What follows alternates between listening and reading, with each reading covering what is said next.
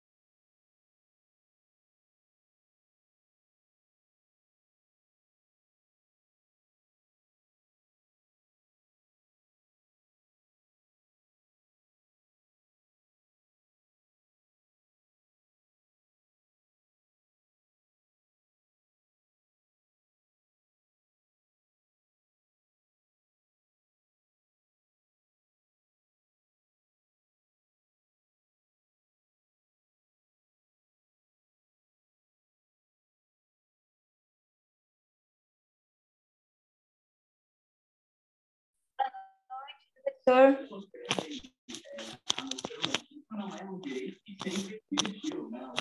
Oi, Jennifer. Boa noite.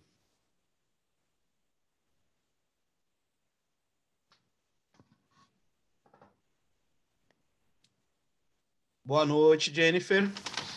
Boa noite, professor. Tudo bem? Eu tinha falado antes, acho que o senhor não ouviu. É que era bem na hora que eu estava entrando. Espera o pessoal chegar que a gente já começa, tá bom? Beleza, professor. O senhor vai passar a revisão para a prova hoje? Não, a prova de vocês só começa, se eu não me engano, dia 4, não é isso? Vou dar uma conferida, professor. Então dá uma conferida aí, Jennifer. Se for dia 4 mesmo, eu passo semana que vem. Tá? Agora, se for antes, lá pro dia 28, acho que não é. Aí eu passo hoje. Tá? Mas dá uma conferidinha. E aí? Olê, tudo bem? Oi, professor. Boa noite. Esperar o pessoal chegar, a gente já começa, tá? Tá, ok.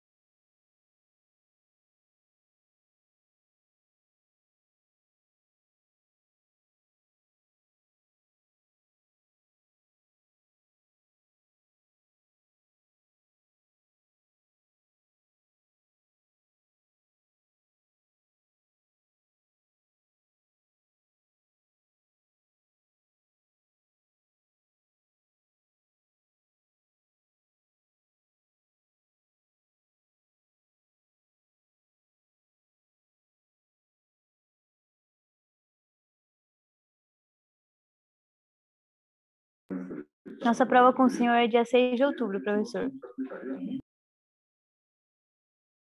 Oi, Jennifer, desculpa, não entendi. Nossa prova com o senhor é dia 6 de outubro. Mas a de vocês começa dia 4, tudo bem, Luiz? Começa dia 4, sim, isso mesmo. Então, semana que vem a gente passa a nossa revisão, tá bom? Professor, Beleza. tudo bem? Tudo bem, Luiz? Professor, tudo bem. Deixa eu te falar.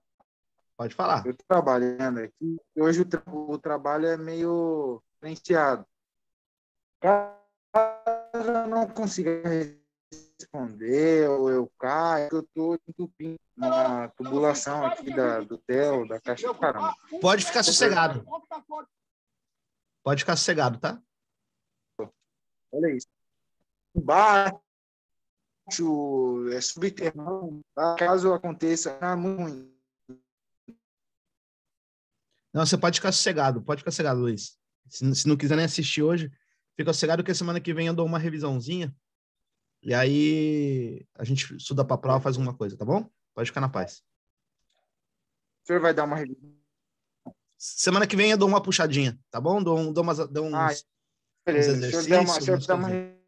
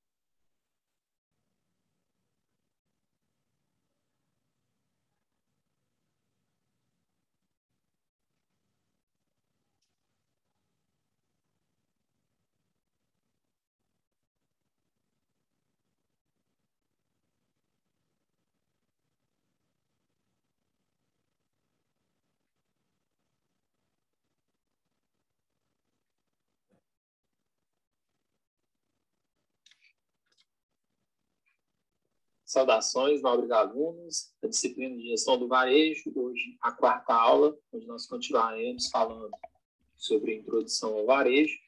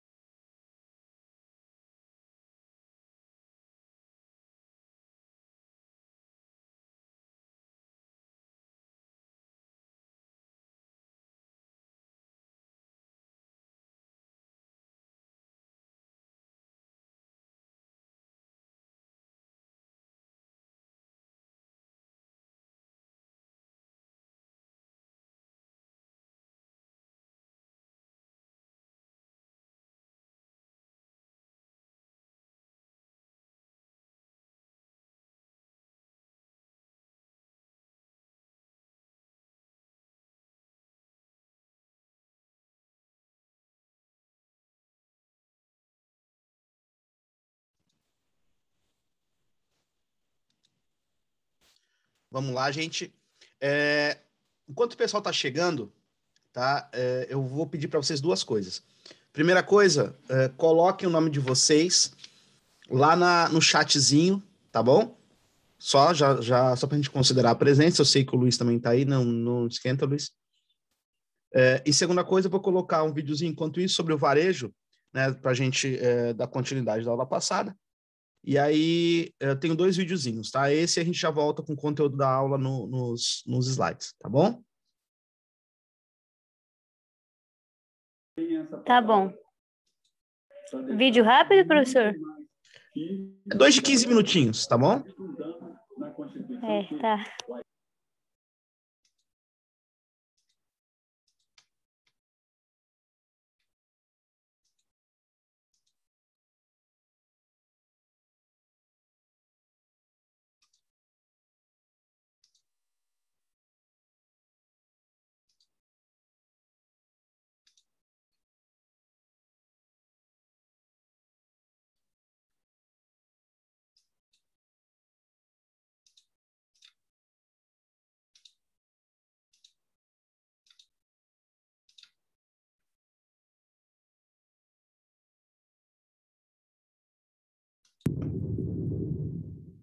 Teorias de evolução varejista. Por que tantos novos formatos varejistas estão continuamente surgindo? Nós sabemos que o varejo ele não é estático, ele é muito dinâmico.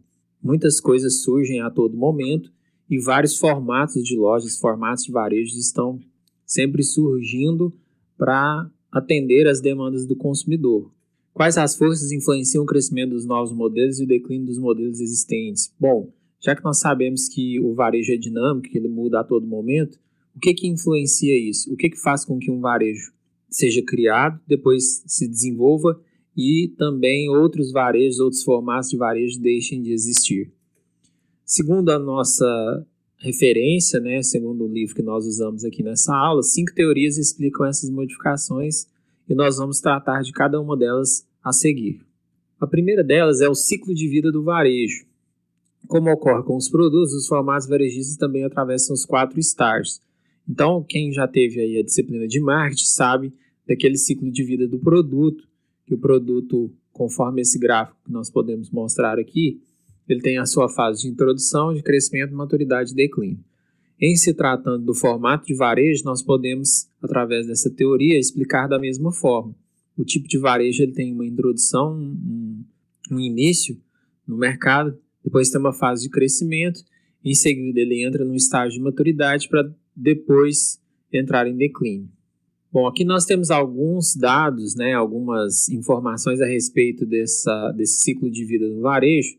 Então, considerando as características de mercado, e aqui nós temos alguns assuntos ligados a características de mercado, que nós vamos analisar conforme o estágio aqui dentro do ciclo de vida, que seria a inovação, o crescimento acelerado, a maturidade e o declínio.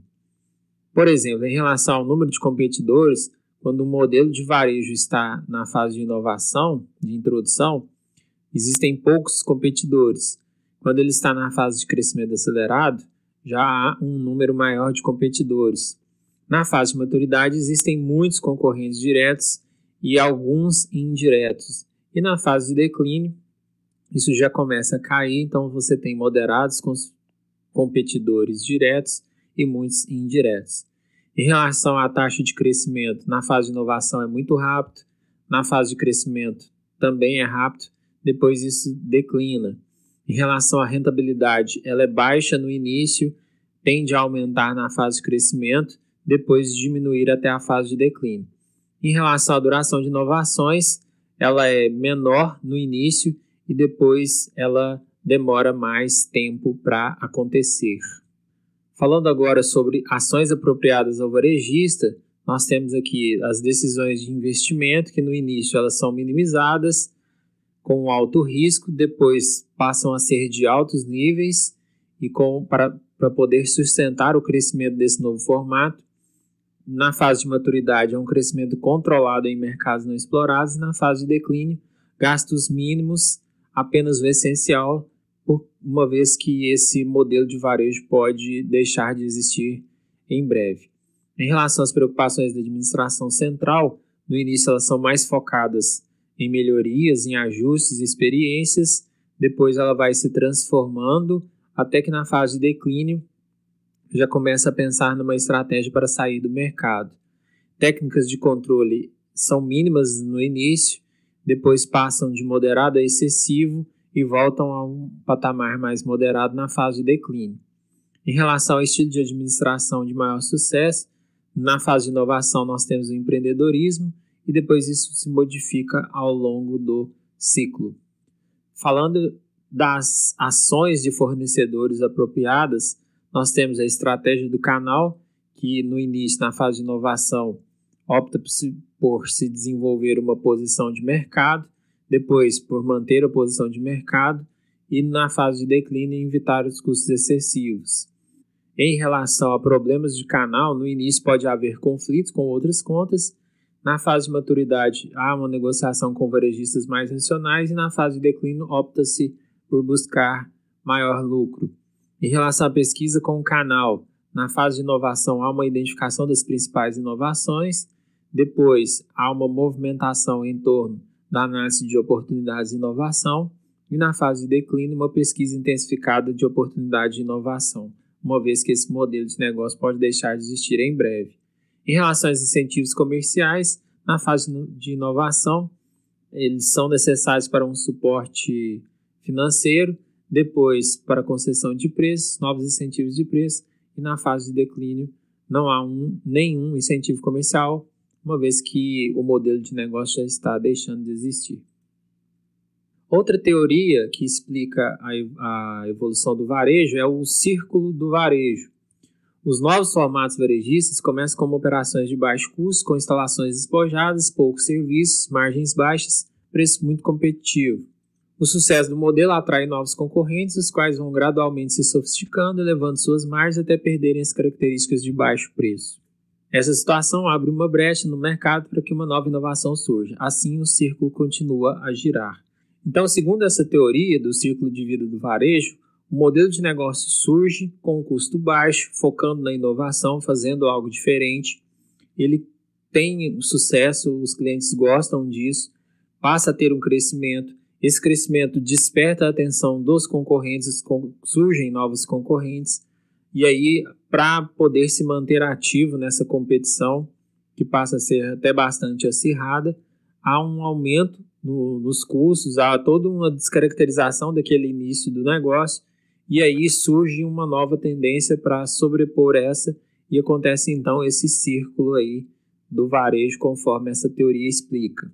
Outra teoria que explica é o do acordeon no varejo. Essa teoria fala, esse termo acordeon relembra o instrumento mesmo, né, a sanfona, que tem aquele movimento de contração e expansão. E de acordo com essa teoria, as mudanças são provocadas por esses movimentos de expansão e de contração na variedade de produtos que a loja oferece. Outra teoria que explica essa evolução é o processo dialético. Então, você tem aquele trabalho desenvolvido através da tese e da antítese. Então, aqui no nosso exemplo, nós temos como tese uma loja física e como antítese o varejo virtual. A loja física, ela tem as suas características, como uma localização, que são várias unidades, o cliente se desloca fisicamente para a loja, atendimento restrito aos locais e horários, atendimento pessoal e assim por diante. Já o varejo virtual tem um atendimento mais não pessoal, você pode comprar pelo computador, tem uma flexibilidade de horário, tem o conforto de poder comprar dentro de sua casa. E aí nós temos o quê? Essa contraposição entre tese e antítese, surge um terceiro viés, que seria aqui no nosso exemplo a síntese do varejo multicanal, que integrou e multiplicou os benefícios de cada um dos formatos que lhe deram origem, explicando então como é que aconteceria essa evolução do varejo através dessa lógica aí de contraposição. A última teoria então seria o comportamento adaptativo e a seleção natural. Esse modelo adaptativo explica o desenvolvimento de muitos modelos de lojas que respondem às necessidades de mercado. Esse modelo fala justamente do atendimento ao cliente, de tentar vislumbrar a perspectiva do cliente, a necessidade do cliente e atendê-lo. E à medida que nós vamos constatando que há uma mudança muito dinâmica no mercado, né, nós temos aí comportamento de geração Y, geração Z agora, então isso vai fazendo com que o mercado crie novas expectativas tenham novas necessidades. E o varejo vai se adaptando a essa nova realidade. Falando agora sobre as tendências varejistas para as próximas décadas, eu faço a seguinte pergunta: quais as tendências varejistas para as próximas décadas? O que você acha que será o varejo no futuro? O que podemos esperar nos próximos anos do varejo no Brasil? O varejo é uma atividade empresarial muito dinâmica, ele está sempre se adaptando e sempre se transformando. Em seguida, nós veremos algumas dessas tendências, algumas já bem consolidadas, outras que ainda virão, mas é claro que existem várias outras tendências, várias outras modificações que nós já começamos a visualizar e vamos ver isso implantado no mercado em algum tempo. A primeira tendência seria o aumento da consolidação e do poder do varejo. O que está acontecendo tanto a nível de Brasil quanto a nível mundial? Nós temos cada vez mais uma consolidação do poder do varejo na mão de um número pequeno de empresas. Nós temos aí Unilever, P&G, Coca-Cola, são gigantes do varejo que controlam grande parte do que nós consumimos nas nossas casas. Então é essa consolidação de poder que nós vemos através dessa tendência. As pequenas e médias empresas tentam enfrentar as grandes através das centrais de compras, para conseguir um maior poder de barganha e para conseguir se manter ativas nesse mercado cada vez mais competitivo. Outra tendência é a massificação versus a especialização. O que acontece? O pequeno varejo, para poder se manter vivo no mercado, ele opta pela especialização. Ele procura um nicho de mercado e se especializa nesse nicho. Já os grandes varejistas adotam a estratégia de massificação. O que eles querem? Eles querem vender o máximo de produtos possível para o maior número de clientes possível. Continuando, nós temos o aumento da concorrência de formatos substitutos e novos formatos. Isso quer dizer o seguinte: hoje em dia eu não vou concorrer só com aquele formato de loja igual ao meu. Eu posso concorrer com um outro formato de loja, mas que atende à mesma necessidade do cliente que eu atendo. Um exemplo que nós temos é a da padaria concorrendo com a loja de conveniência. Eles trabalham com formatos de loja diferentes, mas ambos atendem a alguns anseios específicos do cliente. Tecnologia da informação. A tecnologia vem liberando o tempo que os dirigentes varejistas costumam gastar nas atividades de rotina. O que isso implica? Implica em maior tempo para que os gestores se dediquem aos pontos mais importantes, mais estratégicos do negócio, porque eles não precisam ficar se atendo a questões operacionais. Capital humano e profissionalização. Esse novo mercado, esse mercado mais dinâmico, mais competitivo, ele demanda um tipo de profissional diferenciado do que nós vimos no passado. Então, nós temos aí uma tendência de se ter um treinamento, um desenvolvimento de pessoas para poder atender a essa demanda do novo varejo. Uma tendência já consolidada é a da expansão do varejo sem lojas. Nós vemos cada vez mais empresas que não têm loja física fazendo um volume de vendas muito grande. Dentre todos esses formatos, nós temos o varejo virtual, que é o de crescimento mais explosivo, não só no Brasil, mas como em todo o mundo. Esse varejo virtual tem como uma de suas características de sucesso a logística bem feita, com uma distribuição e entrega de produtos rápida, eficiente, satisfazendo o consumidor, em muitos casos até mais do que a loja física. Outra tendência é o aumento do varejo de serviços. Uma vez que nós tivemos no Brasil nos últimos anos um aumento substancial da renda per capita, isso caracterizado pelo crescimento da classe C, isso faz com que alguns serviços que antes não eram demandados agora passem a ser, justamente porque as pessoas têm dinheiro que podem investir, podem gastar com esse tipo de serviço. Exemplos seriam salão de beleza, lava-jato, pet shop, entre outros. Maior foco no cliente e no marketing de relacionamento, cada vez mais o cliente passa a ser o foco de atuação das empresas, e isso faz com que as empresas sempre busquem a satisfação do cliente para poder continuar ativas no mercado, esse mercado que é cada vez mais competitivo. Mudanças no comportamento do consumidor. É sabido que o comportamento das pessoas hoje tem se modificado bastante. As pessoas hoje vivem cada vez mais com pressa, com menos tempo para se dedicar às compras, a uma série de outras coisas. Então, todo produto e todo serviço que oferece conveniência, ele está tendo um sucesso significativo. Então, isso é que é se adaptar a esse novo comportamento do consumidor. Relevância da experiência de compra, hoje em dia não é simplesmente o fato de vender, de comercializar, mas a compra através do varejo se tornou uma verdadeira experiência e as empresas buscam diferenciar essa experiência para encantar o cliente, fazer com que ele sinta realmente vontade de voltar a comprar naquele varejo. Então não é simplesmente vender hoje em dia, o que se busca é encantar o consumidor e tirá-lo da sua realidade.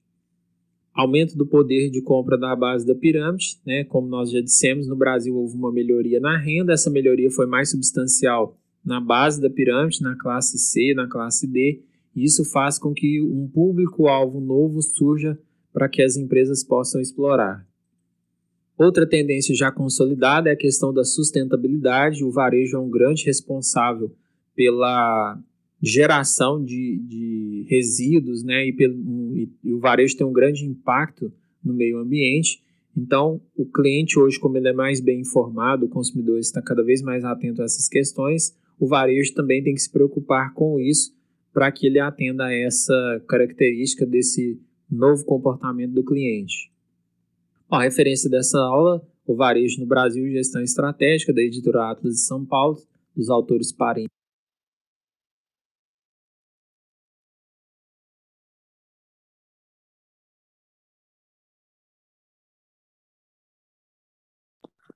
Ué, cadê o vídeo? Parou de passar? Ou foi só para mim que travou? Também acabou. Também?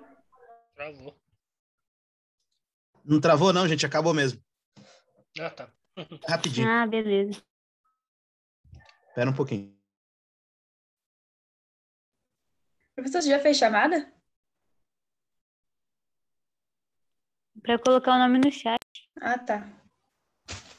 Para colocar o nome no chat, tá? Esse é mais rápido ainda, tá bom, gente? Rapidinho.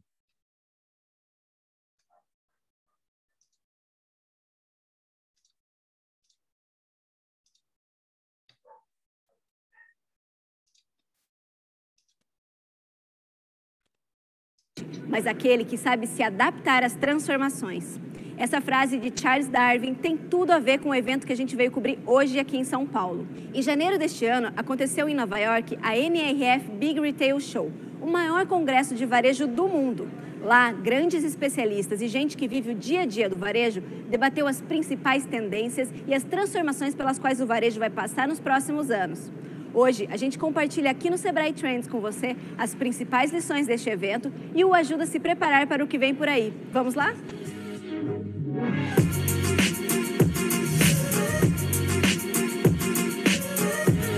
O desafio é esse, né? Como é que as empresas vão, de fato, evoluir seus modelos de negócio, imaginando a integração dos mundos físico e digital. Só que a transformação digital não se faz pela tecnologia, ela se faz pelas pessoas. Ela é, acima de tudo, uma mudança cultural na empresa. Então, as empresas precisam mudar a maneira como as pessoas se relacionam com a tecnologia, com os processos e como organizam o negócio para aí poder olhar como usar isso para gerar mais valor para o cliente, fundindo as oportunidades que existem. Então, a transformação digital, a mudança cultural e que só vai ser bem sucedida se nós tivermos um perfil de liderança capaz de engajar pessoas, oxigenar a empresa e aceitar uma cultura mais aberta, mais colaborativa e mais propensa à experimentação e ao erro, que é inevitável para você conseguir percorrer essa jornada de mudança. E a tecnologia, ela primeiro tem que deixar de ser um monstro, um bicho-papão, né? A gente tem que pensar que a tecnologia mudou a nossa vida com um smartphone. O smartphone é tecnologia, na palma das mãos, simples, intuitiva, que uma pessoa de 80 anos usa com facilidade. Então é esse o espírito que a gente deveria começar a olhar para a tecnologia para uma loja. A gente tem dito que tecnologia, ela tem que, numa loja, servir para duas coisas. Ou para melhorar a experiência de compra do nosso cliente, tornar a experiência melhor, ou para melhorar a eficiência dessa loja, reduzindo o custo. Então vamos para alguns exemplos. Hoje é impensável a gente imaginar uma loja sem um sistema, né? lá atrás um sistema era algo que assustava. Então vamos partir daí para pensar que hoje eu preciso começar a pensar em cobrar o meu cliente de um jeito diferente, com menos burocracia, menos atrito, talvez usando o celular. Eu posso usar o celular ou um tablet para mostrar uma série de produtos que eu não tenho na loja, mas que eu posso encomendar para ele e trazer no dia seguinte. Antigamente a gente tinha que ter um showroom enorme para poder vender. Yeah, I think the main tip on technology is always ask the question, what does it do for my customer? And if you can't answer that question, it's probably not going to be really effective technology. So to give you an example, we walked into the brand new Carrefour, and it's in Sao Paulo, and it's absolutely beautiful. And at the front door, there's a kiosk, and it's digital maps and things that you can do there. As consultants, like, wow, this is shiny new toy. Customers are walking right by it, right? So, invest in things that are going to matter for customers. And honestly, where we would put our investment is in mobile app, mobile technology, because everybody's going to be walking around with a smartphone, and making it work for them is really going to be the most important thing. I think the most important thing is staying true to what our concept is. Because with the competition, it gets very tough sometimes not to stray and do what somebody else is doing. But we were able to carve out a niche in a very big market in the United States by doing it this way. And so not following when times get tough, changing what got you here is very important. Em primeiro lugar, ele precisa conhecer cada vez mais o cliente. Então ele precisa entender como é que os clientes dele estão mudando o comportamento, formas de se informarem, formas de decidirem, formas de comprarem. A chamada jornada do cliente, no fundo, nada mais é do que você tentar identificar como surgem as demandas, como surgem os desejos, como surgem os gatilhos que fazem as pessoas quererem comprar coisas, né? E dali para frente, onde as pessoas vão? E cada vez mais, elas navegam entre ambiente físico e digital nessas suas jornadas. Então, o primeiro ponto é entender como é que as pessoas estão mudando o comportamento. É o que a gente está chamando de bespoke varejo. Bespoke é uma palavra em inglês que remete ao sob medida. O varejo não pode ser mais algo que a gente vende tudo para todo mundo. O exemplo que eu tenho dado é, não dá mais para a gente imaginar fazer um tabloide de um supermercado que tenha cerveja, carne e manda aquilo para todo mundo. A gente tem muita gente que não bebe e não come carne. Então, como é que eu vou tratar cada consumidor do seu jeito, com as suas especificidades? Se a gente for pensar num passado não tão distante, lá nos nossos avós, o varejo era bespoke. O que ele fazia? A gente sabia o nome dos clientes, sabia o que ele gostava. E quando ele entrava, por exemplo, numa loja de roupa, eu sabia exatamente que tipo de roupa ele gostava, qual era o tamanho dele. Com o tamanho, o avanço das empresas, isso se perdeu. Então, o varejo foi ficando maior. Você abre 2, 3, 4 lojas, você já não consegue saber o nome do seu cliente, entender as preferências. A tecnologia hoje permite que a gente volte a ser um varejo sob medida, um varejo bespoke, pensando em ofertas específicas para um cliente específico, produtos específicos para um cliente específico. Então, pensem nisso. A gente vai ter que ter um varejo mais personalizado, mais individualizado. The most important thing is understanding what the customer trends are and where the customer is today, and then how you build a concept that appeals to them. We try to source trends a number of different ways. There's all the data, obviously. We have loyalty card data to look what's going on in the trends. We look in other forms of retail or food service, what's going on there. And quite frankly, it still is not too passé to stand in a store and watch what a customer does, watch what they don't do, how they interact, and then try to put those together and build on those trends. So if you're a small retailer, you have to find what you can compete on. And it's probably not going to be price. It's probably not going to be, technology. So I think small retailers can really win by engaging with their customers and being really great at customer service, personalization of the store, getting the assortments right for the local markets. And they can do things that big companies can't do because they're more nimble, basically. Há muitos ecossistemas hoje que provêm de forma muito democrática acesso a plataformas de tecnologia e serviços. Então, aquilo que era uma barreira muito grande que separava as pequenas empresas dos grandes conglomerados deixou de existir, porque a tecnologia deixou de ser um produto para ser serviço. No momento que a tecnologia é serviço, você escala ela na medida da necessidade. E você passa a ter acesso, mesmo em pequena escala, a recursos que antes só as grandes empresas poderiam ter. Então, hoje, o pequeno negócio não tem mais a desvantagem de não poder contar com tecnologia de ponta ou não poder estar ancorado em parceiros que suportem o negócio. E ele tem a grande vantagem de um negócio mais enxuto, menor, focado e mais ágil. I think the biggest mistake for small companies is we express in the U.S. like your eyes are too big for your stomach, right? So you come to a trade show like this and you see all this incredible things that you can do, and they really have to prioritize. So the nice thing about big companies is they don't necessarily have to prioritize. They have enough money to spend in technology and spend in format and spend in all these areas. But small companies have to say, what can I do best?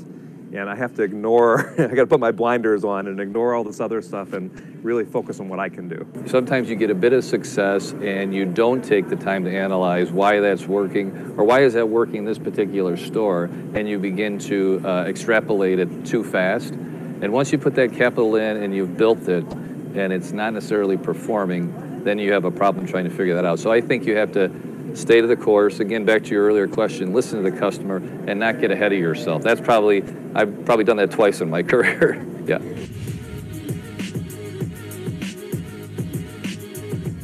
Hoje as grandes empresas estão discutindo muito do ponto de vista organizacional como desmembrar o seu negócio em pequenas células ágeis que funcionem como pequenas empresas. Então as grandes empresas estão se desafiando a criar uma cultura e um modelo de gestão de pequena empresa. A pequena empresa já tem isso. Então a pequena empresa não precisa mais ter medo da falta de escala ou da concorrência com as grandes empresas. Ela precisa ter medo do imobilismo e da irrelevância. Como eu tinha dito, quando a gente vai ter um varejo mais sob medida, eu não consigo imaginar que a gente vai ter as mesmas estratégias para consumidores cada vez mais diferentes. Então, entender diferentes gerações e perfis e desenhar ofertas, produtos, lojas, relacionamentos diferentes é ponto fundamental para um varejo de sucesso. Então, é engajar as equipes, é ter gente de cabeça aberta. Provavelmente o pequeno empresário deve ter na sua equipe gente que tem uma vivência no ambiente digital muito mais intensa do que o próprio empresário. Então, solta essas pessoas, traz essas pessoas, provoca essas pessoas, cria um ambiente aberto, participativo, onde as pessoas podem propor, onde as pessoas podem testar, onde as pessoas podem experimentar. A gente tem dito que não existe uma nova estratégia, uma estratégia mais digital, sem uma cultura nova e uma cultura também digital. Então, tem que colocar na agenda que a gente não vai fazer o varejo do futuro sem cuidar das pessoas. Então, repensar o perfil da liderança, o perfil das equipes. Hoje a gente tem cursos, informação de forma muito aberta e democrática, ou a custo zero ou a custo muito baixo. Então, aquela agenda de treinar e desenvolver equipe com o mundo digital também passou a ser possível, né? Hoje a gente consegue dar acesso à informação e a conhecimento de um jeito muito mais claro, porque não adianta a gente imaginar que só com tecnologias, com processos ou com uma inovação por decreto a gente vai mudar uma empresa. A gente tem que começar a mudar uma empresa pela cultura e pelas pessoas. Labor that has the service spirit that we want to create a differentiated experience as opposed to just functionally going through the motions of their job. Sounds cliche, but we try to lead that by example day in and day out and reinforce for our team that as opposed to staying home and doing it online or coming to the store, they're part of that experience. The product is part of it, but also the people. Toda vez que se fala da transformação digital, do mundo digital, do impacto do mundo digital no varejo, inevitavelmente surge a discussão sobre o futuro da loja. Então, continuaremos tendo lojas físicas, elas continuarão sendo dominantes e relevantes no ambiente de varejo, elas continuam sendo destino de compras para a maior parte das pessoas. A resposta é sim, né? Nós não vamos em loja só porque precisamos, nós vamos em loja porque gostamos e queremos. A reflexão e provocação que as pessoas precisam fazer é: que loja é essa? E mais do que pensar que loja é essa, qual é o papel que tem a loja no futuro? O que vai ser uma loja no futuro? Porque ela vai cumprir muitos papéis. Ela vai ser certamente um ponto de venda, um ponto de compra usando ferramentas digitais, um ponto de logística e base operacional para complementar aquilo que pode ser feito no ambiente digital. Ela vai ser um espaço de informação, de conhecimento, de entretenimento, de relacionamento, de convivência. Então, o mais importante é que na reflexão sobre a sua loja, e o que será dela no futuro, as pessoas voltem sempre para o cliente. O que eu estou entregando? Eu estou entregando produto e preço, eu estou entregando mercadoria, eu sou um depósito de mercadorias onde as pessoas vão buscar coisas, ou sou um espaço onde as pessoas querem estar, voltar e saem de lá sentindo que se enriqueceram. E o binômio que entrega, seja qual for o setor, seja qual for o posicionamento ou o mercado onde a empresa esteja, a loja que vai sobreviver e prosperar é baixo atrito, muita experiência. É preciso te retirar o atrito, porque o atrito nos empurra para o mundo digital. As dificuldades, a burocracia, as coisas não prazerosas de uma loja nos fazem ter menos vontade de voltar nela. Tem que sobrar muita coisa prazerosa. Então a loja tem que ter muito pouco atrito, mas tem que ter muita experiência, tem que ter muito valor para que as pessoas queiram estar lá. E isso se faz olhando para o cliente. Aquilo que é importante para o cliente, aquilo que gera uma percepção de que vale a pena, eu gosto, eu quero, eu vou continuar prestigiando essa loja. E tem que funcionar integrado ao mundo digital. Não dá mais para imaginar a loja como uma ilha desconectada. Ela vai ter que ser mais inteligente, ela vai ter que estar mais integrada. E, de novo, se o cliente é percebido em todos os seus pontos de contato, sejam eles no ambiente físico ou digital, você consegue criar uma equação que tire o melhor dos mundos. Se a gente concorda que existe um novo consumidor, o varejo não pode ser o mesmo. A gente vai ter que ter um novo varejo também. Don't lose what got you to where you are. Too often we spend too much time watching others and chasing competition as opposed to reinvesting what our customers have come to us for over time. And I know that things can get really tough, but don't stray from your core competency and what your customers love you for, trying to play someone else. Play your game. Gostou desse vídeo? Não se esqueça de curtir, compartilhar e de se inscrever no nosso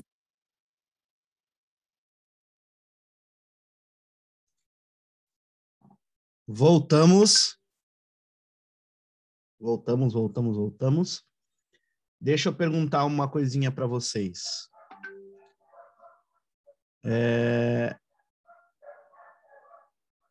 O que vocês acharam no segundo vídeo aí, gente?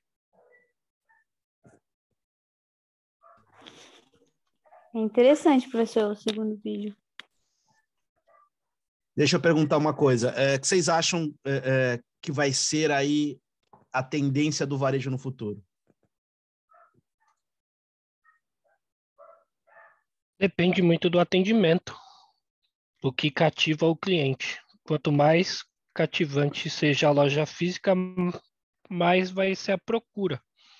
Porque é muito cômodo você usar a tecnologia para adquirir as coisas. É muito mais fácil. Quando uma pessoa vai atrás de um produto, seja ele de comer ou um celular, depende da pessoa que estiver atrás atendendo e passando as informações. A gente tem que ver assim, gente, né? Quando a gente fala de varejo, né? Eu pergunto para vocês, né? Agora uma pergunta: quem vocês acham aí que gera renda no varejo? O consumidor, né? A gente, que não é empresário. É o cliente, né? O cliente que gera renda no varejo. E aí, dentro desse processo do varejo, né, de renda, de atividades, né, a gente tem que analisar e ver muita coisa, né? Será que o varejo ele está apto a um bom atendimento ao cliente? Será que isso é a nossa realidade hoje? O que vocês acham? Não é. Eu particularmente já tive alguns estresses por conta do mau atendimento na loja física, né? É claro que eu vou citar um exemplo, tá, Jean? Pode falar. Tem agora um site da Shopee, não sei se acho que a galera aí conhece. E eu queria comprar umas almofadas, elas parecem aqueles macarrão, sabe, de piscina. Sim, sim. Então, eu fui numa loja aqui em Bertioga e tinha essas almofadas. E eu só não comprei, mesmo sendo, assim, o triplo do preço da Shopee, eu só não comprei por conta do atendimento dela, que foi péssimo. Quer dizer, aqui a comodidade de comprar, a facilidade, é rápido porque você tem um produto na mão, você está vendo o produto, você está tocando, né? E você percebe se é de qualidade, se não é, enfim. E pela internet, não. Você vai aguardar chegar o produto, mesmo tendo na Shopee a opção que as pessoas compram o produto e até fazem vídeo, ó, recebi, tá aqui, enfim, tem a nota de classificação, né? Tem as estrelinhas. Mas, assim, eu ultimamente não estou tendo boas experiências aqui em Bertioga em relação ao atendimento ao cliente. Eu poderia ter comprado com preço, com triplo do preço, sim, porque eu ia ter o produto na minha mão ali, naquele momento, mas eu não comprei porque eu não tive experiência boa e eu não voltei mais na loja. E, assim, qualquer um que pergunte dessa loja, eu falo nem para ir. Não, nem vai, porque o atendimento lá é horrível, péssimo. Sem contar que você consegue comprar na Shopee, ver lá o preço mais barato, enfim. Isso daí é um problema que acontece bastante em Bertioga e não é de hoje. Muitas pessoas saem daqui para ir comprar no Guarujá. Muitos. Pagando mais caro, que se você colocar o tempo que você perde, o que você gasta de condução para ir e para voltar. E perde. Isso daí é cultural. Tem muita gente que não tem. A gente tem que ver o seguinte, né? Primeira coisa, né? Será que os nossos comerciantes, né, varejistas, estão dando o conhecimento adequado para os seus... treinamento, né? Falta treinamento, capacitação. Colaboradores? Né? A gente tem que ver isso, porque assim, é fácil você colocar uma plaquinha na sua loja e falar assim, precisa-se de funcionários, né? Ou de vendedores, ou o que seja. Né? Isso é fácil você colocar. Né?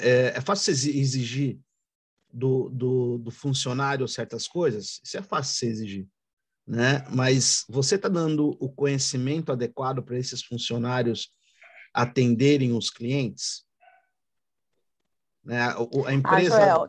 Joel. Jean, eu concordo com você. eu concordo com você, mas assim, porra, meu, é bom senso. Você vai tratar o outro bem, você vai numa loja, pô, você já encontra o cara mal-humorado, ou porque não recebeu salário, ou porque tá atrasado, mas assim, pô, é bom senso isso. Tudo bem, precisa de treinamento, beleza, precisa, né? Capacitação, mas poxa vida, um bom dia, uma boa tarde, posso ajudar? Isso, pelo amor de Deus, não precisa nem de conhecimento, né, o Jean? Fala, Luiz. É simples, é só a gente colocar no lugar do outro. Assim, professor, eu acho que envolve muitas questões, porque a maioria das empresas elas não reconhecem o funcionário, sabe? Elas não mostram para o funcionário que ele é importante, entendeu? E aí acaba que, cara, a pessoa trabalha de qualquer jeito, né? A sobrecarga do trabalho, a desorganização interna dentro do comércio, sei lá, uma gestão meio desagradável. Cara, isso acontece. Aí as pessoas vão, e já acontece, sendo que a nossa mão de obra em Bertioga e na região é muito ruim, é escassa, cara, é muito ruim. Eu sempre falo isso, quase toda aula a gente comenta sobre isso. E aí a falta de reconhecimento, essa sobrecarga de trabalho, essa gestão meio desagradável, sabe? Não se encaixam, cara, não se encaixam. E aí acontece isso que a Gladys está falando, né? Da pessoa atender mal, a falta de capacitação do colaborador, entendeu? Acho que é tudo uma engrenagem, entendeu? Se você chegar, independente se a mão de obra estiver ruim naquele determinado local, se você conversar com um colaborador direitinho, fazer um treinamento legal, mostrar para ele que ele é importante na empresa, que aquela função que ele faz é importante, que tem um peso naquilo, tudo vai também pela gestão, entendeu? Porque a maioria dos gestores em Bertioga não são preparados em si, entendeu? Lógico que eles não querem ver o colaborador deles lá atendendo mal, eles não querem isso, só que eles também não sabem levar a situação, melhorar essa situação, entendeu? Eles só querem cobrar e, cara, tem uma linha ali para equilibrar isso, entendeu? É assim, Felipe. Concordo com o Felipe. Eu vou colocar um negócio para vocês. Né? Primeira coisa, né, que a gente tem que saber. Quem falha a empresa? Eu pergunto para vocês, quem fale a empresa? O dono. A falta de planejamento, O a gestor. falta de direção, o gestor. O gestor. Exatamente. Né? O gestor falha a empresa. Né? Os antigos até falavam, né? Quem engorda o boi é o olho do dono. Isso é verdade. Né? Se o dono não tem um mínimo afim com a empresa, vai falir. Né? Se ele não administra corretamente, vai falir. Né? Então, quem fale a empresa é o dono. Ponto. Tá? Não tem o que se negociar nisso. Jean, mas tem os impedimentos externos, né? Que aí a parte do, como posso falar para vocês, a parte do comércio exterior, né? Os juros, né? Vários contextos aí que a gente pode colocar. Né? Então, mesmo assim, o dono tem que fazer um planejamento, né? E tentar reverter esse processo. É isso mesmo. Tem esse contexto? Tem esse contexto, né? Isso é um contexto aí que a gente tem que analisar, né? E ver vários poréns aí. Né? Eu já vi vários negócios falindo, tá? Eu já vi vários negócios falindo. Por que motivo eles faliram? Né? Má administração do gestor. Um negócio ou outro, tá? Dos vários que eu já vi, foi pela economia externa, né? Mudanças na economia, esse processo, pandemia, né? Que não deram conta, tá? Mas aí foram contextos externos. Né? Mas se for um contexto interno, não tem o cliente. Por que você não tem cliente? Que a gente, se não tiver em crise, se não tiver nenhum processo pandêmico, por que não ter cliente? Né? Falta de planejamento. Mas aí envolve o atendimento, né? Como vocês falaram. Falta de planejamento. Né? Então, a gente tem, a gente bate nisso, e vocês estão aí para falar sobre isso também, do seguinte, né? A gente tem aí vários autores, né? Kotler, Chiavenato, né? Falando de outros autores mais antigos, né? Que são o quê? Baseados no quê? São baseados em pesquisas, né? Tudo enfocando o crescimento empresarial, ou tudo focando o crescimento da empresa, né? Ou indústria. Né? E aí a gente tem esse processo de crescimento dentro desses autores, né? É óbvio que eles fazem esse tipo de pesquisa, né? Chamada administração científica. Né? Temos Taylor, Fayol, né? Todos, na realidade, se basearam no quê? Né? No financeiro da empresa, como ganhar mais, como fazer com que a empresa renda, tá, mais. E aí, dentro disso, tá, esses autores, né, eles tendem aí a atuar, né, com os colaboradores, fazendo pesquisas em cima dos colaboradores, né, como produzir mais, como produzir melhor. E aí você começa a analisar e ver, fala, mas esses caras já vinham vindo isso, na realidade, já vinham vindo isso, na realidade, há muito tempo. Né? E vinham pesquisando sobre isso há muito tempo. Né? Então, detalhe, o enfoque primário deles, tá, é a lucratividade da empresa. Se eu falar para vocês que o dono da empresa vê o lado do funcionário, desculpa, ele vê o lado da empresa. Esse é o contexto. Tá? Ele tem que ver o lado da empresa, porque é o que dá dinheiro, né? É o que vai render o dinheiro para ele. Só que, para que ele veja o lado da empresa, necessariamente ele precisa ver também o lado do funcionário em alguns pontos. Né? Como vocês falaram, não tem treinamento, não tem vários pontos, né? E aí o contexto por que ele não dá o treinamento? Né? Falta de preparo. Pessoal. Sim. Né? Então, o que acontece? Como o próprio Luiz acabou de falar, né? Às vezes o dono da empresa ele não sabe gerenciar. Ou a gente tem muitos, no caso até do próprio Luiz, não estou falando que seja o seu caso nisso, Luiz, mas que absorvem a empresa do pai. Né? E aí acham, não estou falando que seja você, tá, Luiz? E aí acham... Não, pode falar. E aí acham que estejam preparados, não estão. Não vai fazer um curso superior, não vai estudar, não vai fazer um curso Sebrae, sei lá, não vai fazer nada. Né? E absorve a empresa do pai.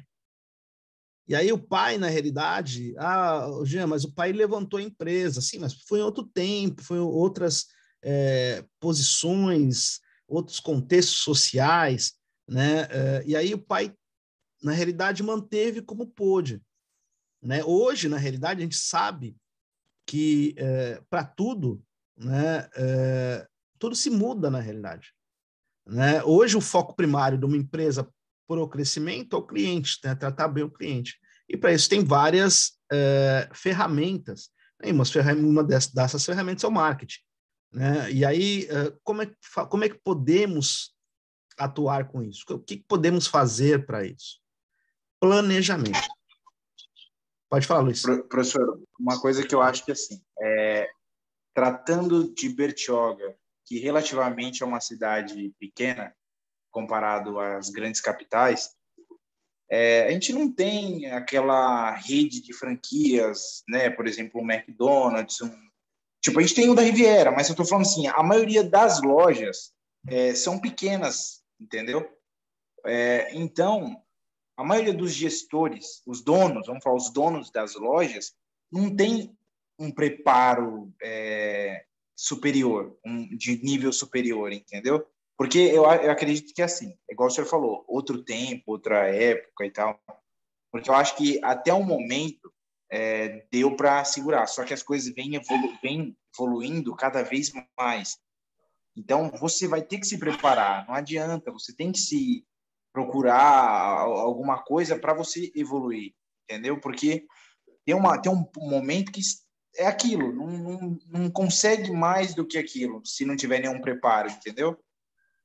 Meio Sim. que fica estagnado, entendeu? Então, aí vem crise, vem pandemia, vem, sabe? Não adianta, cara. Tem que procurar uma forma de você evoluir em relação àquilo, ao seu comércio, porque a maioria dos comerciantes de Bertioga, pasmem, a maioria dos comerciantes de Bertioga não tem um curso superior, é a vida, entendeu? Só que, era outra época, hoje em dia é complicado, entendeu? Aí chega um cara que tem um curso superior, sabe? Que além do curso superior tem um pouco da vida também, o cara vai levar o comércio dele legal, vai fazer um anúncio legal, o cara sabe o que ele está fazendo, vai colocar um bom atendimento, porque eu tenho certeza que aqui no grupo, aqui nessa conversa que a gente está tendo, um dia vocês tiveram vontade de comer alguma coisa que foram até o local. O negócio poderia estar uma delícia, cara. Só que o atendimento foi tão ruim que você meio que não sentiu muito o sabor de tão, sabe, desagradável que ficou a situação, sabe? Tanto que, eu acredito assim, se o atendimento foi bom, aquilo que você está vendendo vai ficar 3 vezes melhor, sabe? Com aquele atendimento legal, simpático, que você mostra que você se importa com o que o cliente está achando daquele serviço, daquele produto, entendeu? E esse que é um dos problemas, professor, porque a pessoa, a maioria dos comerciantes, eles pensam na venda momentânea, não na venda que vai vir depois, aquele cliente que vai passar de novo, vai usar aquele serviço de novo. E isso acontece muito em Bertioga. Geralmente as pessoas, ultimamente, né, vendem uma vez e pronto, porque a pessoa não volta lá de novo, igual a Gladys falou. A Gladys não volta lá de novo, entendeu? Para voltar lá vai ser muito complicado, entendeu? Vai ser muito complicado, a não ser que, sei lá, um azar do destino, ela entre lá sem querer, esqueça. e alguém talvez atenda ela super bem, ela mude a opinião dela, mas é complicado, cara, porque é uma vez só, entendeu? Não, Ainda sem mais contar essas que eu lojas falo de para todo mundo, varejo. nem passa lá na loja, hein? Não vai lá que você vai aborrecer. Atendimento Ainda lá é mais péssimo. essas lojas de varejo, por exemplo, que vende, vamos supor, roupa, que vende lençol, que em Bertioga tem bastante loja que vende lençol, almofada, essas coisas, entendeu? Então, tem outras opções, mas, pô, meu, a gente vê em mercado grande aqui, o Crio, por exemplo, se tá passando um caixa, tem a moça do caixa está conversando com a outra caixa e fica aquela bagunça, ela não te dá nem bom dia, nem boa tarde, sabe? É uma coisa que, meu, só que é aquela opção, ou é Crio ou Semar, entendeu? Então, você só tem duas opções, aí você vai no outro, entendeu? Fica nessa. Mas aí você vai numa cidade grande, meu, os caras têm que dar um jeito, entendeu? Tem que melhorar o atendimento, tem que correr para cá, tem que correr para lá, porque senão não vira. É cidade grande, entendeu? É um engolindo o outro. Eu acho que não vai nem tão assim, Luiz. Isso vai muito também das normas e as caracterizações do mercado, né? Por exemplo, é óbvio que o Pão de Açúcar é um outro padrão, né? Mas você já trabalhou no Pão de Açúcar, correto? Não foi isso, Luiz? Acho que foi você, né? Já. Trabalhei. Né? É uma outra pegada, eu estou mentindo. Não, é totalmente diferente, professor. Totalmente diferente. Você pergunta alguma coisa, a pessoa te leva na frente do negócio, te explica, ó, esse aqui é o café assim, esse é o café assado. Lá, não, você vai em outro mercado, você fala, então, o café, tem esse corredor, eu passo 3, vira à direita, sabe? É uma coisa totalmente diferente. Sim, e no Pão de Açúcar, se você tem um dos meninos preenchendo a gôndola, e você pergunta, eles te levam aonde está o produto. Assim, é uma outra pegada. Fora que você tem até Aí fugiu o nome agora, de vinho. Sommelier. Você tem até um sommelier. Fica só no corredor do vinho lá. Sim, só especializado em vinho, no Pão de Açúcar. Né? É outra pegada, é um público A, né? É outra pegada. Né? Só que, se todos, não digo se tem um sommelier, que isso também é complicado, mas se todos tratassem no padrão Pão de Açúcar, sim, no padrão Pão de Açúcar, né, de atendimento, né, todos, na realidade, seriam melhores. Né, os mercados seriam melhores. E aí a gente tem até o contexto do Pão de Açúcar, né, que é o extra, que é um mesmo segmento. Né, e os caras não tratam do mesmo jeito. Não, realmente, professor, é um atendimento do extra. É assim, os mesmos produtos, né? Aquele qualitar, é a mesma coisa, cara, mas o atendimento é totalmente diferente, cara. Totalmente diferente. E é a mesma linha do Pão de Açúcar. Linha que eu digo assim, né? É a mesma ramificação deles. É uma segunda linha do Pão de Açúcar, né? Mas é a mesma ramificação. E aí eu falo para vocês, a pegada não é a mesma, né? Muda totalmente. Né? E aí a gente fala, na realidade, né? E detalhes, são mercados grandes, né? Não são mercados pequenos. Né? E aí a gente começa a analisar e ver assim, pô, os caras que estão aí, que estão em cima, né? que eles vendem bastante, né? São diferentes, né? Tem um tratamento diferente de um para o outro, e são do mesmo grupo. Né? Aí a gente vai pedir por exemplo, para exigir, que eu acho que é complicado também, de um varejo menor, né? Uma loja de roupa, uma coisa do contexto, é complicado. Né? Assim, outra coisa, vocês querem ver uma pegada diferente? Vocês falam, o pessoal, o Rômulo falou, né? A gente vai pro Guarujá comprar lá. Gente, aqui também não muda muita coisa, não. Tá? Uma loja ou outra, isso de vestuário, porque a pegada é bem parecida com aí, viu? Já muda uma outra pegada em Santos. Né? Quem sabe que que compra aqui, vai comprar em Santos, é uma outra pegada.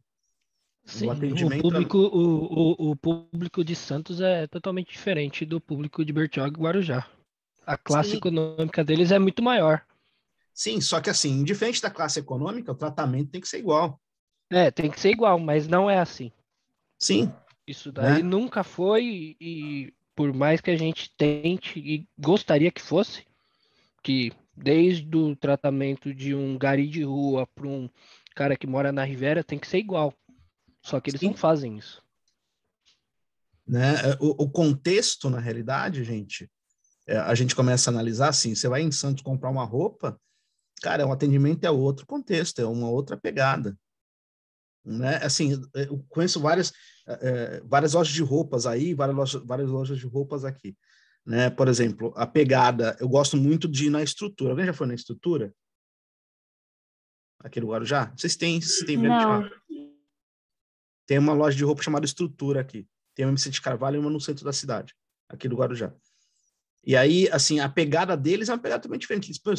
Sabe aqueles caras chatos que ficam no teu pé, assim, tipo, tá, pô, serviu, não serviu, pô, legal. Não serviu, pega essa, sabe? É bem essa pegada mesmo, né? Assim, eu acho super legal, tá? Até pelo atendimento, né? Agora tem lojas que eu já passei, por exemplo, não sei se é um dos meninos já passaram, mas antigamente a pegada da Colombo era uma pegada assim. Agora, na própria Colombo, você vai comprar alguma coisa, cara, os caras, tem isso daqui, tem ali, ó. Se eu ver lá dar uma olhada, se eu gosto ou não, mudou, né, a pegada deles. E aí a gente acaba tendo esse problema, né, sobre o atendimento. Atendimento, assim, infelizmente, né, como eu já tinha falado no comentário, quem engorda o boi é o olho do dono. Né? Se o dono não... Isso não é só no varejo em si, né? Tem na área da saúde também, que está a Gleides aí, né? A gente tem o próprio hospital que tem a área particular, né, de convênio e tal. Eles estão quase tratando igual o SUS. Não deveria. É verdade. Não deveria. Parece estar pedindo, pelo amor de Deus, por favor, né? Sim, você está pagando. E tem lugar, tem lugar absurdo. aí, cara.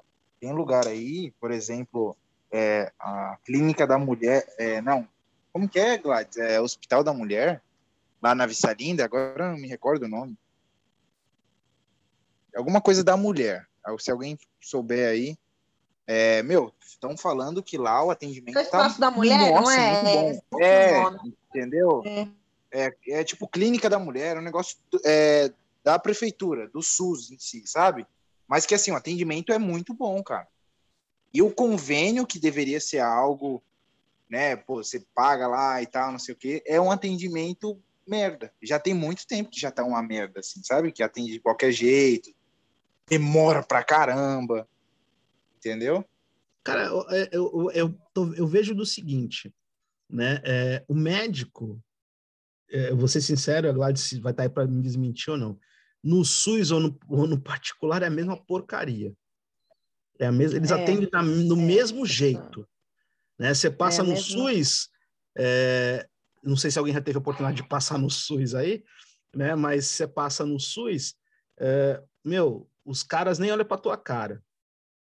Você vai no particular, é a mesma coisa, cara, é a mesma coisa. Eles nem olham na sua cara. Ele fala, o que o senhor teve? É isso. Tá bom, toma esse remédio. Isso. Antigamente,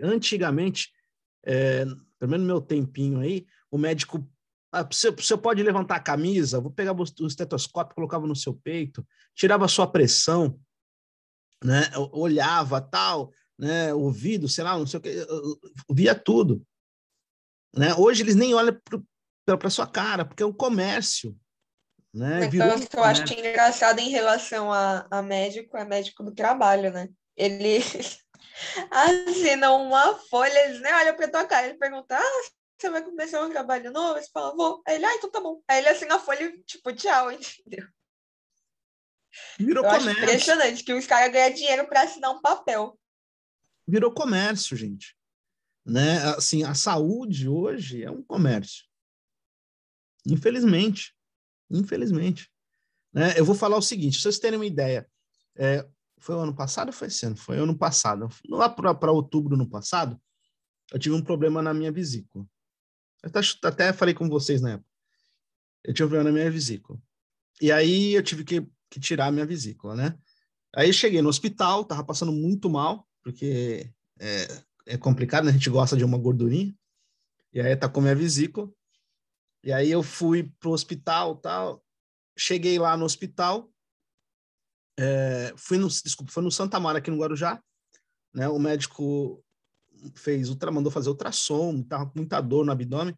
Mandou fazer ultrassom, mandou fazer raio-x, mandou fazer exame de sangue, não sei o quê. Me deixou na morfina, lá no hospital. E aí, acabou tal, ele falou, e detalhe, porque eu que falei, eu tenho problema de vesícula, doutor. Aí ele chegou e falou assim, não, é só vesícula, tal, não sei o quê. Ela vai passar, você vai embora para casa, tal. Aí, tinha tomado morfina, tava com muita dor, não tinha parador. Aí eu falei, não, peguei o carro zoado, fui para Santos. Cheguei na beneficência, foi até na beneficência, cheguei na beneficência, tal. Fiz lá a ficha, entrei no hospital. Aí tinha um médico novo. Aí o médico novo olhou assim e falou, o que aconteceu? Eu falei, doutor, eu tenho vesícula, tal. E eu comi uma coisa gordurosa, tal, e me fez mal, tô com muita dor, tal. Aí eu tava com os exames na mão, que eu tinha feito no Santa Amaro já, não tinha vindo do Santa Amaro. Falei, ele tá aqui, né? Aí ele nem olhou o exame. Ele falou, não, isso daí você falou que tem vesícula, já tomou isso? Eu falei, já. Não, toma mais isso daqui e já vai melhorar. E o médico novo, nem olhou pra minha cara. Aí nisso, eu enfiaram o negócio na minha veia, eu fiquei lá tomando remédio na veia, e nisso vem um senhor, eu acho que era o médico responsável da ala. Ele veio assim, falou para mim, o senhor tá fazendo o que aqui? Aí eu falei, eu tô tomando esse remédio aqui e tal, que eu tô com muita dor no abdômen, tomei isso. Ele falou, não melhorou? Eu falei, não melhorou, ainda continua doendo muito. Eu fiz os exames, ele me dá seus exames aqui, deixa eu dar uma olhada. Aí ele pegou, olhou, aí ele saiu com os exames na mão, chamou o menino responsável, mas dele uma comida de rabo no moleque, falou assim, você é louco? Eu só escutando, né, sentado na cadeira. Você é louco? O cara tá com a vesícula já explodindo, você vai deixar o cara aí? Não, você não vai deixar aí mesmo. Pode chamar o fulano lá que nós vamos operar ele agora. Vocês terem uma ideia, né? Eu Caraca, você operou? Operei, entrei às 10. A minha irmã também, eu tenho uma irmã gêmea, ela tirou a vesícula, que tava feia. Isso, a minha também. Assim, foi plano de saúde, foi super Então, tranquilo. o meu também. Eu entrei às 10, vocês terem uma ideia, entrei às 10 no hospital lá na beneficência, fui operar às 4 da tarde. No mesmo dia. Tá? Caramba, professor. Mas se não tivesse essa pessoa aí para ter um olhar mais crítico da situação... Posso falar um negócio pra vocês? Eu tava no cemitério já. Eu tava no cemitério, porque tanto que o médico me operou, falou que já tava com pus, já tava com inflamação. Eles tiveram que lavar todo o contexto, além de operar, né, lavar tudo tal, porque ele falou, você estava com inflamação. Sabe? Então, para vocês terem uma ideia, ele falou, se você não operasse hoje, você ia morrer. Ponto. Sim. Vocês terem uma ideia. Então, o que acontece? Olha para vocês verem como é que é o atendimento, na realidade. Né? Assim, a gente acaba passando, né, por coisas, né? Assim, eu vivenciei isso, então eu posso falar, mas a gente acaba passando por coisas que é complicado. Né? Assim, eu tenho um médico bem antigo, o Jean. Eu não sei se alguém mora no Indaiá aí. Não, eu não. Não sei se alguém mora. Então.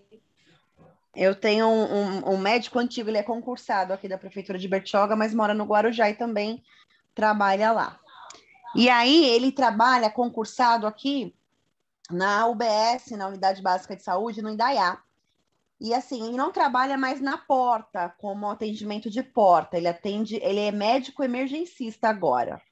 Mas assim, pra você ter uma ideia, as pessoas saem lá do Indaiá que sabe qual o dia que ele atende aqui e vem para passar com ele aqui. Porque, assim, o tratamento dele, o acolhimento dele, o olhar dele para com o paciente é outra situação. É totalmente diferente desses médicos que a gente tem aqui hoje, que atende em porta, né? Formado há pouco tempo, tem 35, 37, que não olha nem na tua cara. Eu tô falando isso porque, às vezes, a gente tem a necessidade de passar lá no PS e eles nem te examinam direito, mesmo sendo funcionário, entendeu? Que poderia ter um atendimento assim, vou atender ela com um olhar, né? Mas não tem. Agora, esse médico, o doutor Antônio Henriques, ele é, assim, sensacional. Ele olha, assim, um paciente, assim, ele olha, assim, em tudo, em todos os aspectos, pede para fazer um monte de exames se tiver que fazer, ultrassonografia, tomografia, entendeu? Exames de laboratório. Então, assim, é totalmente diferente. É o atendimento, sim, que faz a diferença, com certeza. Né? E aí a gente, dentro disso, gente, imagina que é a área de saúde que mexe com a vida. Os caras estão assim, imaginando uma loja, né? Que não interfere basicamente em nada. Você não nada. fala, não, que eu passo cada coisa lá, Jean. Chegou esses dias um paciente com pé diabético. Ele tinha ficado internado aqui conosco 3 meses atrás. E aí a irmã dele, desesperada, chamou a ouvidoria por conta do atendimento do médico, que simplesmente passou um diclofenaco, que é o anti-inflamatório, para tomar durante 5 dias, de 8 em 8 horas. Ela ficou muito chateada porque o médico nem olhou o pé direito, nem olhou, nem abriu a faixa para olhar, porque o cheiro estava muito forte da ferida, né? E aí ela chamou a ouvidoria, eu fui lá atender. Eu tive que passar por cima da conduta dele. Eu chamei o cirurgião geral, eu não podia ter feito isso. Mas assim, puxa vida, é a vida do outro. Como é que, sabe? E aí eu fui lá, falei com o cirurgião geral que estava de plantão, ele avaliou o paciente e está internado. Ele está internado porque a gente tem uma situação, não sei como é que funciona aí onde você mora, mas aqui em Bertioga, a UBS, que é a Unidade Básica de Saúde, não funciona. Então, todo mundo vai para o hospital. 90% dos atendimentos que acontecem aqui no PS não é emergencial. A situação chega a emergencial por quê? Porque o UBS não funciona. O tratamento que ele tem que fazer, né, com o cardiologista, com o clínico, com o vascular, não tem, não vai. É mais de 3 meses para marcar uma consulta. Tomografia, então, se você for aguardar para passar pela UBS, é mais de 1 ano. Uma pessoa que tem problema de vesícula ou de apêndice, ela vai morrer. É assim que funciona. Infelizmente, é nosso Brasil. Então, eu olhei aquele paciente de uma maneira diferente, né? E eu faço isso, Jean. Às vezes, eu até acho que essa maneira de tratar o outro, é claro, a recompensa vem lá de cima, é óbvio isso, né? Eu peço para Deus me dar saúde para eu continuar trabalhando e ajudando as pessoas. Mas, assim, o médico atendeu, ele passou um diclofenaco, ele nem pediu para fazer um curativo no pé do cara, entendeu? Eu tive que passar por cima da conduta dele, pedir para o cirurgião avaliar ele, o cara está internado. Faz 3 dias que está internado lá. E aí, né, como a gente... Ele vai ter que provavelmente amputar a perna, o pé, porque tá com gangrena, tá ruim, tá horrível aquele pé. Entendeu? E se ele tivesse voltado para casa? Ia piorar muito mais. Entendeu? É difícil, é muito difícil. E eu lido com esse tipo de situações todos os dias. Todos os dias. Porque tem uns médicos que se formaram agora, e puta que pariu, meu. Desculpa o desabafo. Não, de boa. Ai. Não, mas é isso mesmo, Gladys. É assim, a gente começa a ver, né, isso é com a nossa saúde. Agora, você imagina numa loja, né, como você passou e foi mal atendida, né? Os caras não querem saber de nada. Nada. Eles não querem saber de nada.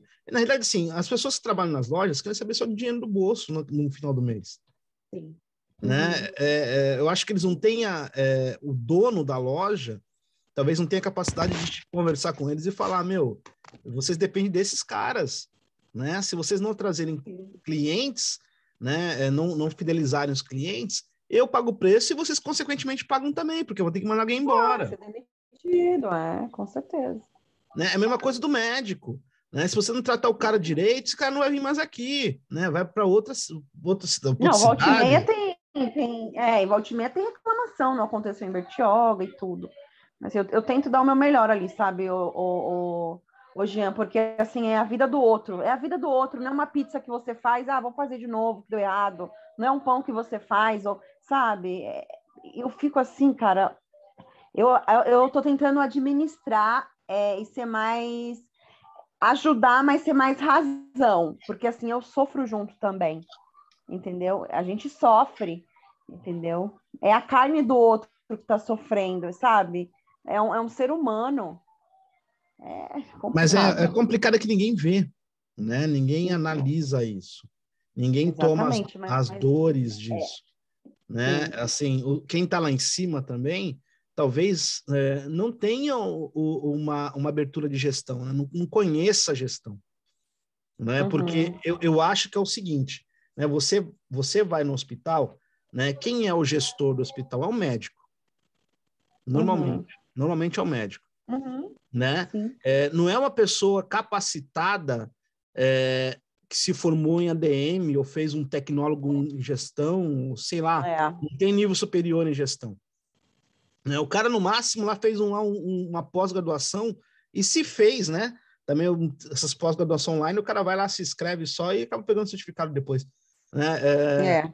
Acaba fazendo uma pós aí em gestão hospitalar, não é? E não tem essa orientação técnica para isso. Sim. Né? É totalmente errado. Assim, o conselho de administração tinha que ver isso. Né? Vou colocar só porque o cara da área de saúde, que o cara está gerenciando o hospital. Desculpa, eu acho, a minha opinião, educação e saúde tinha que ser um administrador. Tinha que ser um administrador. Sim. Indiferente se for, mas o cara professor conhece. A gestão é uma coisa, a pedagogia, o processo técnico é outro. Né? Você precisa conhecer alguma coisa? Precisa. Né? Não vou falar que não precisa, mas precisa. Só que a gestão é uma coisa também diferente. Né? Eu vejo isso, porque eu vivencio esse processo na escola. Né? A gente vê um monte de diretor de escola que não tem a capacidade administrativa. O cara é professor e acaba fazendo curso de pedagogia, né, que dá o direito lá dele administrar lá a escola, que está errado. Sinceramente, está errado.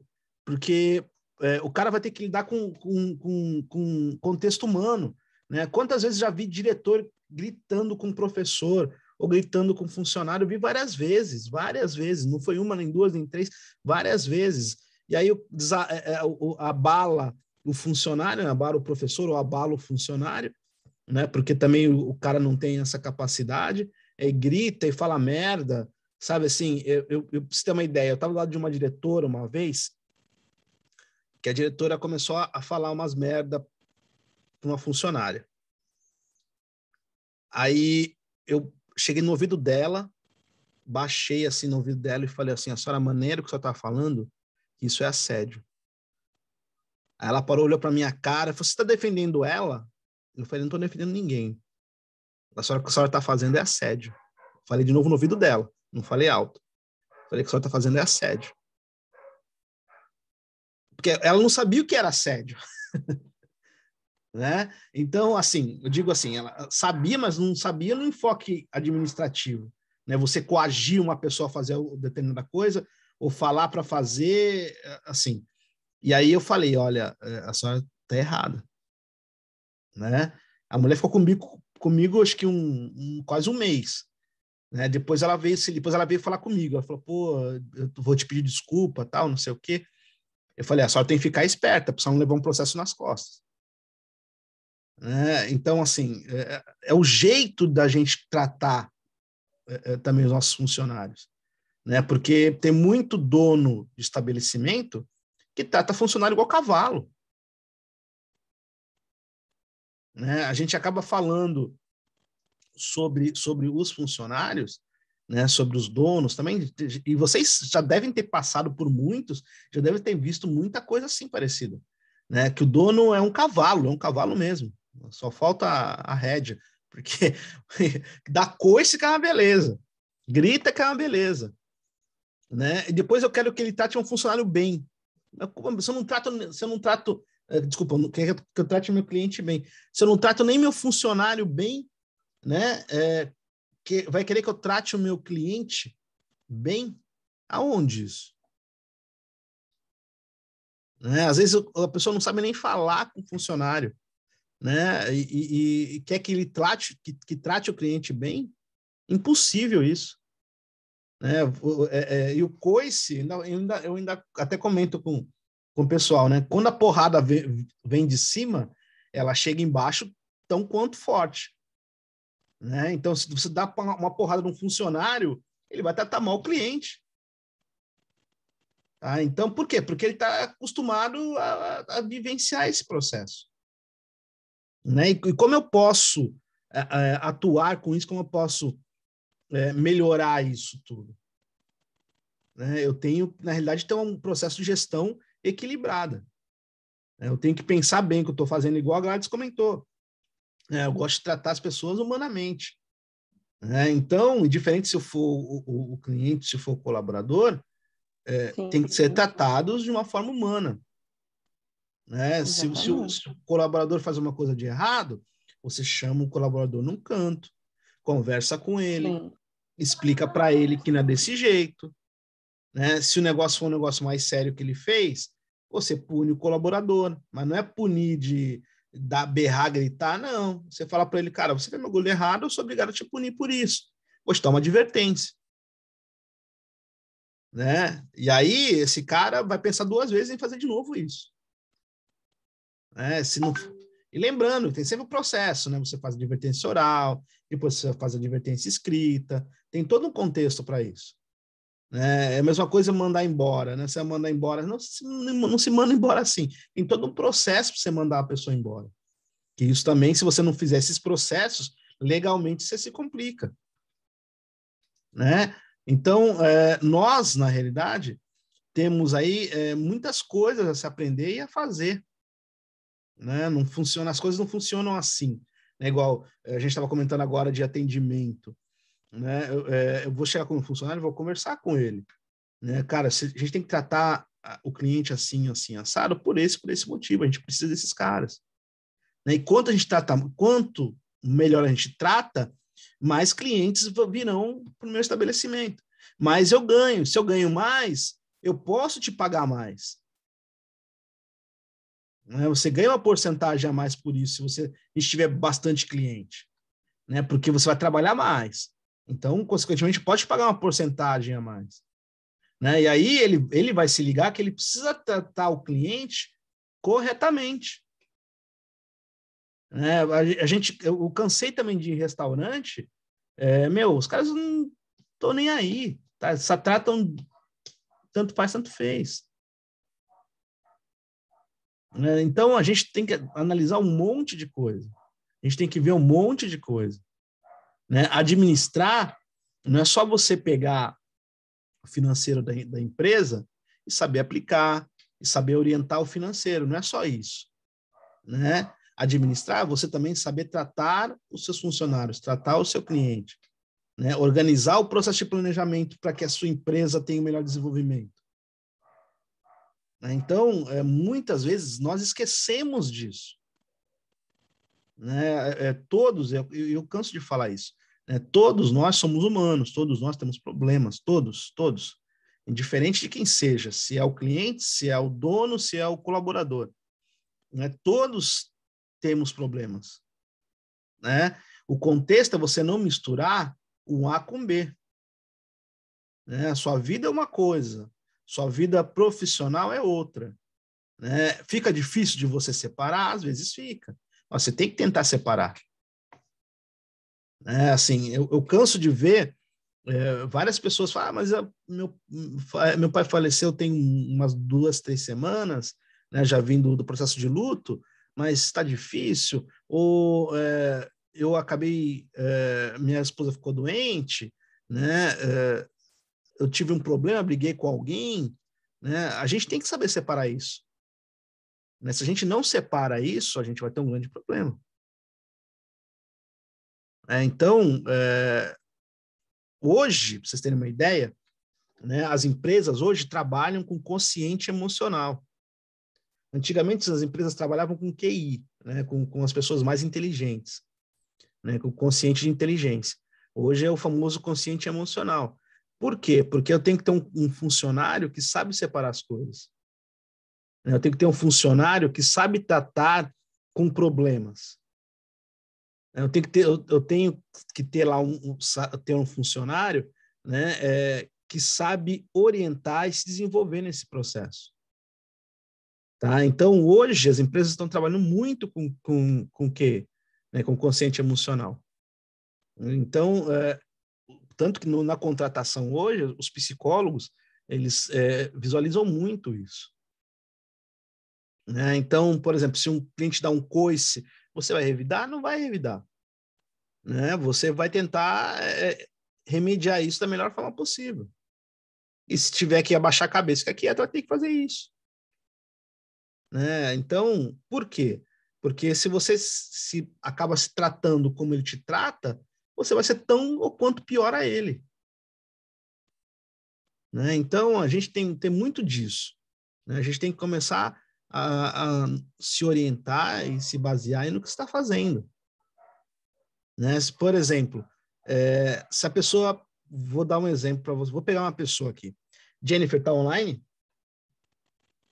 Oi, professor, estou online. Se a pessoa vier gritando com você, um cliente, Jennifer, vier gritando com você, como você age?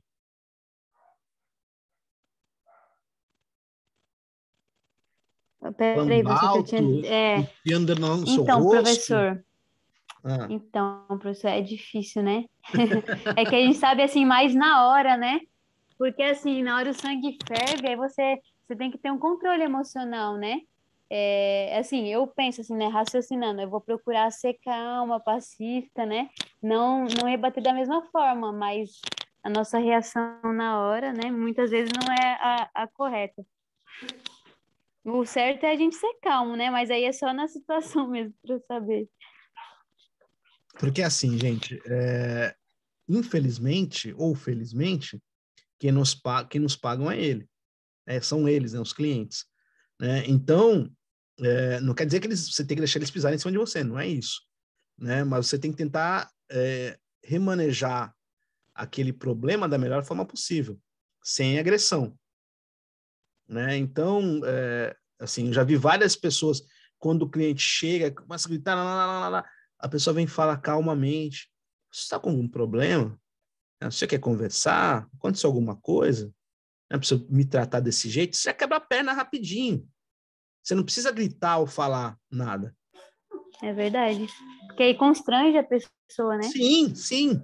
Né? E ela vai ver que ela tá errada. Porra, eu tô com um problema, descontei em outra pessoa.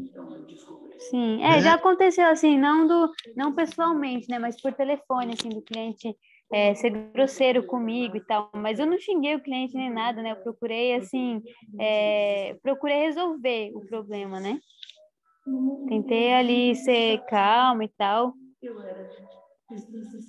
A gente tem que começar não piorar. A analisar e ver esses processos. Né? Assim, quando a gente fala e a gente volta no contextual, né, que é o processo de varejo,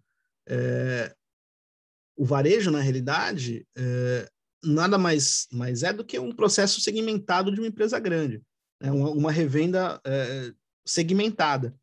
E aí, dentro disso, a gente tem que ver o processo de administração do varejo, como é que esse varejo está sendo bem administrado, de que forma ele está sendo administrado.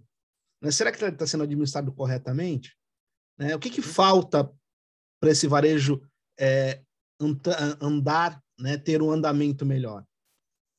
Né? Será que é o processo de atendimento?